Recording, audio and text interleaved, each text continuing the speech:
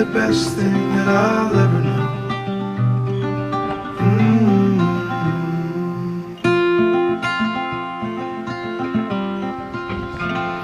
Good morning, everybody. We are in a very, very beautiful bay called America Bay, and it is just around the corner from Pittwater, which is a very popular, in fact this entire area is a very, very popular cruising ground on the New South Wales coast in Australia. And we spent the night here and it is just so beautiful. There is very, very peaceful. There's hardly anyone here. There's about a quadrillion mooring buoys. I've never seen so many empty mooring buoys in one place before. And they're free, which is like even more shocking. I think after coming from the Caribbean where you had to pay $30 a night for a buoy and you were lucky to get one in the first place. Yeah, it's a very, very kind of different vibe here. Today we are going to head around to a place called the Basin, which is in Pittwater Bay. And it's a very popular little anchorage. Again, mooring buoys, hopefully we can get one. We have a fried breakfast on the way, don't we? Passively aggressively putting their breakfast order in. Someone's having sausage, 2 bacons, 2 eggs and a couple of slices of toast. I was told there'd be bacon. So yeah, but we thought we'd go around there first because it's only about an hour away and we can have a lovely cup of tea en route. So I think maybe, shall we just get going? Shall we just go then? All right then. Diamonds so pale, and I don't wanna take you traveling the world, but I can love you. Yeah, I'm gonna love you. I'll give you all of what I've got. The fancy finds, baby, I have not. Just gonna love you. Yeah, I'm gonna love you. I'm gonna love you, babe. Cross my heart and hope to die. Just drop the strop. Drop the strop. Bring that window down. Like, how is it so easy? Even Ruby Rose, it was like. Look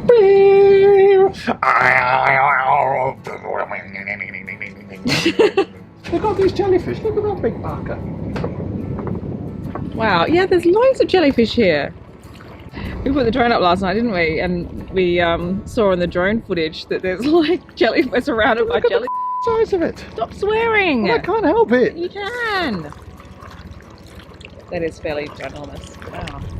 Well, get the strop off. I mean, the thing is, babe, that it's so easy to sail this thing that it's actually very straightforward just to like pop the sails up.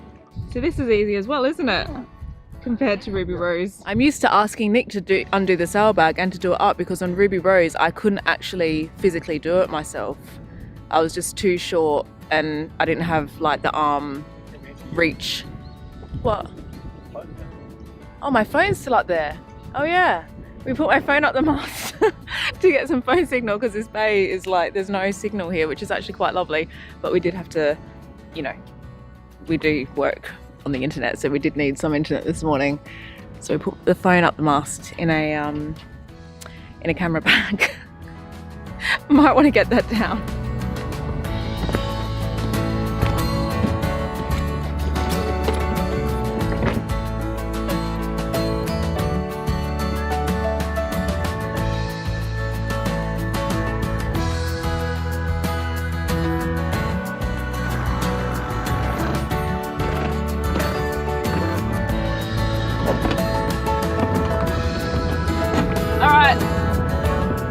There's another issue that we have. There's literally, we can't communicate.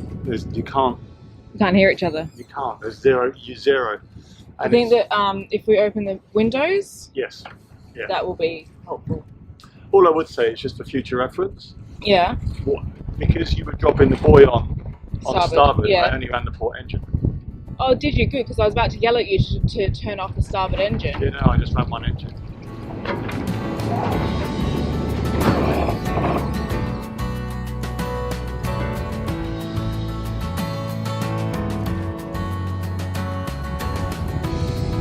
So, a couple of points. I think something we were talking about yesterday, like your father, Stephen. Big shout out to Stevie.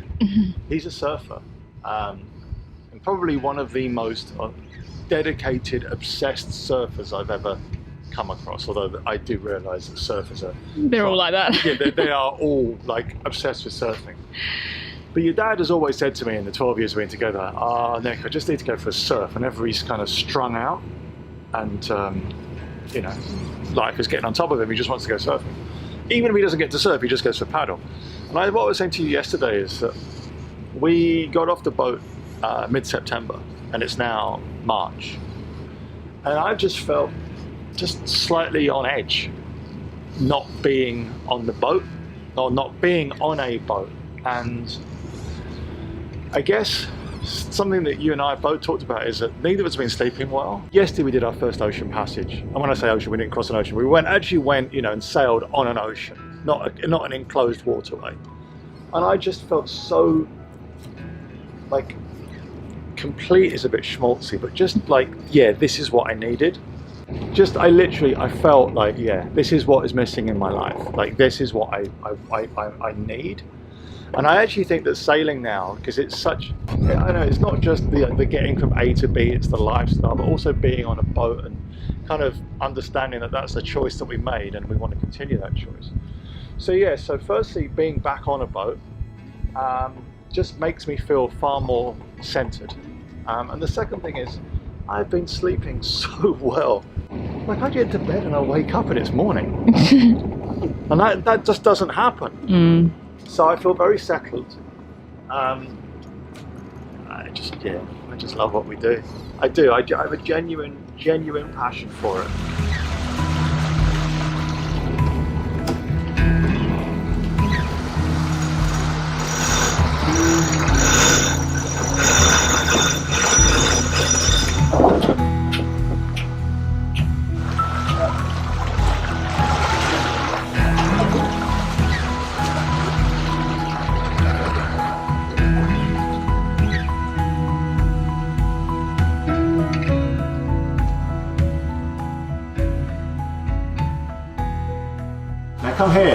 Come here, grumpy bollocks. This is the face that sunk 1,000 ships. Eh? Grumpy ass. All right. Well, tell me why. This is what you can explain to our viewership. What happened? I feel like that was recording that whole time. So I didn't realise it was. Relive it. Relive it. Relive it. I'm just on the jibe, so I'm not deferring my duties. I was planning to put the jib out. That's a one-man job on this boat, which is lovely. And I decided to film myself because sometimes I have to film myself doing stuff. And I put the camera on the side deck thinking, oh yes, we're nice and steady. No harm could possibly come of this.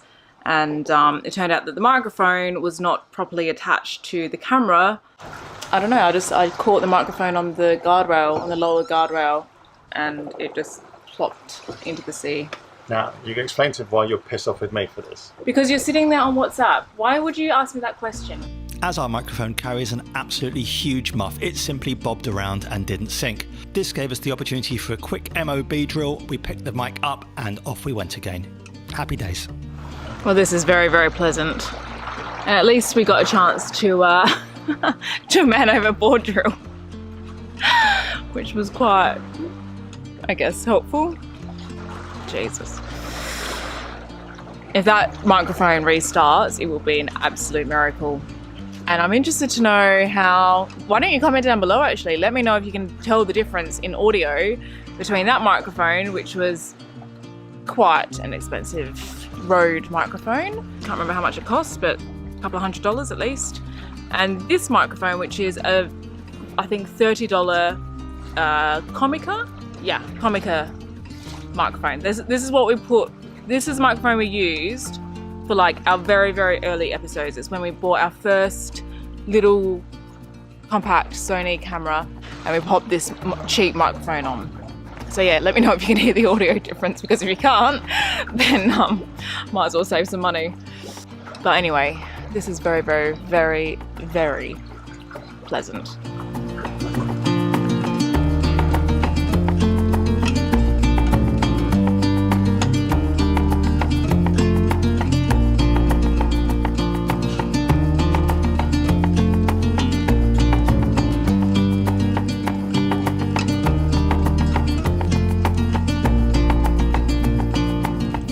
poked my head out this side and realised how windy it was. Didn't realise. What's the time now? The time is 10:30. Yeah, you want to get some more degrees.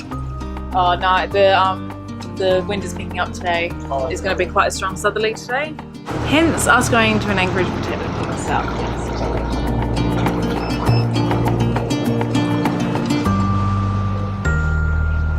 Lots of boats in there, but hopefully there'll be some free boys as well.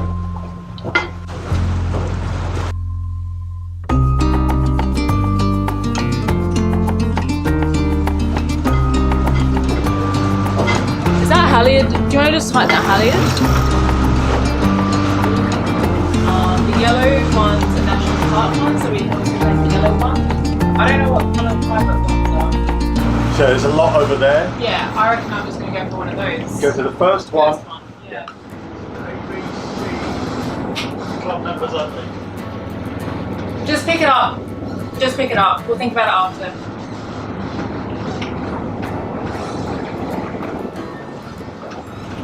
The one behind the monohull? Yeah, the one behind the monohull.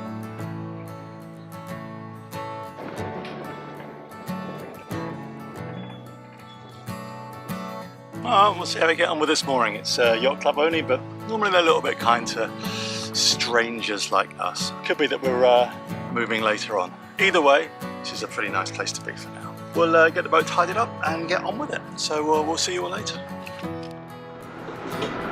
A helicopter just dropped a rainwater tank into someone's garden. I shudder to think how much that would have cost. That's how we do things in Australia. No roads, get a helicopter. Nick and I have just been debating whether or not we're allowed to use this buoy or not, and what our plan will be if we get kicked off. There's loads of space around to anchor. There's space, loads of space just in the next little bay along. If push comes to shove, then we can do that. But there's loads and loads of buoys free. So if someone from the club comes along and says you're not allowed to be on that buoy, then that's okay, we'll move. But in the meantime, lunch. It was meant to be brunch and now it's turned into lunch. Bacon, eggs, toasted bread, avocado. Avocado. It wouldn't be an Australian brunch without avocado. What the hell? Why would you lick a battery? See if it's still live. Well, it doesn't look live to me. I can see that just by looking at it. Well, it's just rust. Do you want to see if it's live? No. Why? What, are you trying to give yourself an electric shock? That's what you do. You lick the terminals. Is there no other way of seeing whether it's live? Yeah, you can use a multimeter, or you can just stick your tongue on it. Yeah, 9-volt battery. It's not going to give me restart my heart, is it? Look. Look, I'm not in the mood I put up 12 years of your 12 long, hard years of your and this is the final straw. Is that what you were about to say, my love? I never. Something very satisfying about barbecue breakfast. Yeah. Well, I wouldn't say, apart from the fact that I screwed up one of the eggs. No, the eggs are lovely. No, I broke one of the eggs. No, it doesn't. It does cook it really well. Mm. Yeah, we're getting this. We'll just move 100 metres out and anchor in deeper water. It's not even deeper over there. This is all pretty shallow. There's a lot of people who are actually really scared to anchor. Well, I used to be. Really scared to anchor. Yeah. Probably until we set off, I was far more at ease on a buoy than at anchor. Yeah. I remember when our first season cruising on Ruby Rose. I mean, we did anchor, but we were pretty nervous about it. It wasn't until we got to the Caribbean and we were anchoring all the time that we kind of gained some confidence in our anchor. I think for me, the changing point was one, getting that new anchor, and two, using it in that storm in Marsh Harbour, using our kind of anchoring technique. You have to have a good anchor. Yeah. So if you don't have a good anchor, essentially you don't get a good night's sleep. Yeah.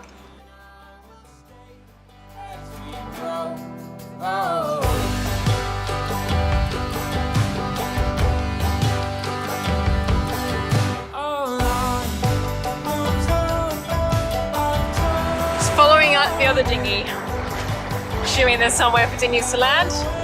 Just coming to the beach, babe. So, I can't read it. I have to go up to it and read it. No mooring to vegetation. Okay. Alright, okay. Yep. Oh, lovely clear water. Oh, that's nice.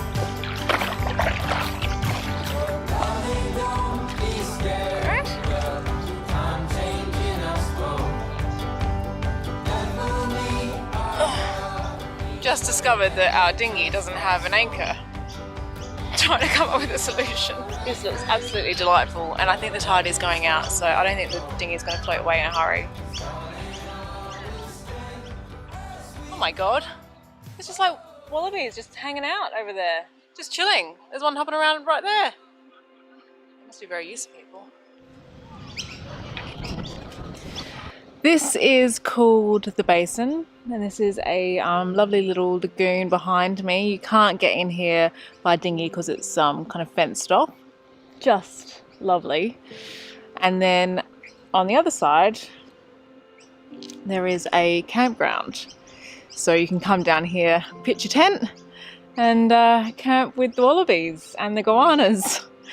And I'm amazed actually at how used to, I mean, you know, the wallabies just are not phased at all by the presence of all these people. Like there's kids like not quite running up to them, but definitely kind of running around them, and they just don't seem phased at all. So I guess the wallabies are very used to people around.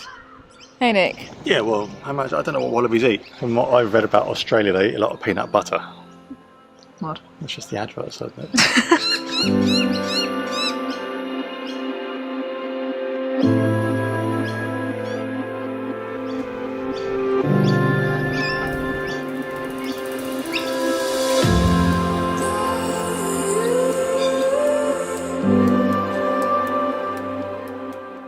They don't seem too fussed by us, do they?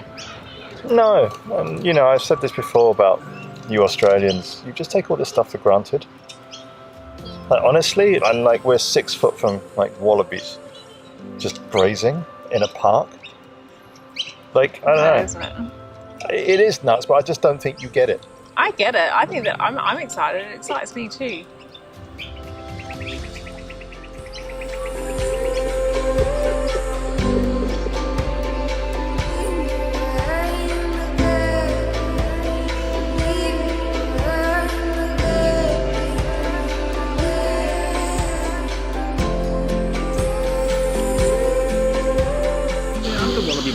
You are. You're very, very David Attenborough.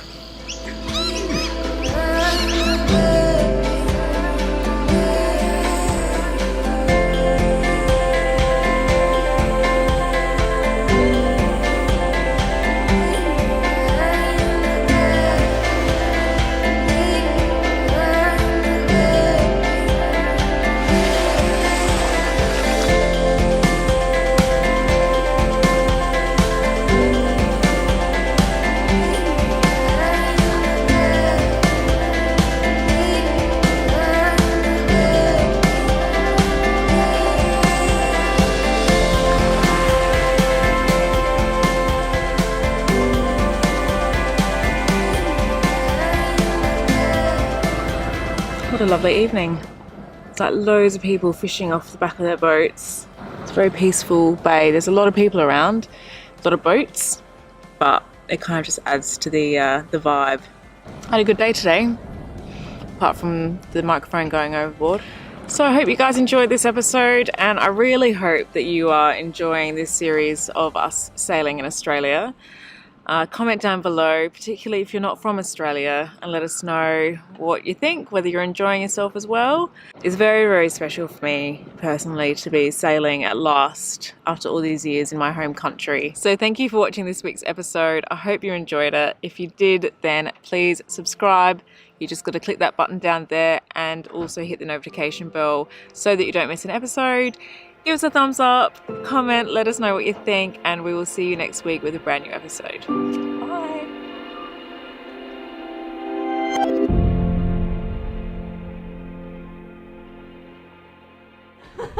Take 10. Cheers. Cheers. No, we're going to do it properly. What? Okay, ready? Cheers. Cheers. I think we just can't say cheers. We just have to clink. All right, clink. Testing. Drop the microphone into the sea, and we did a man overboard.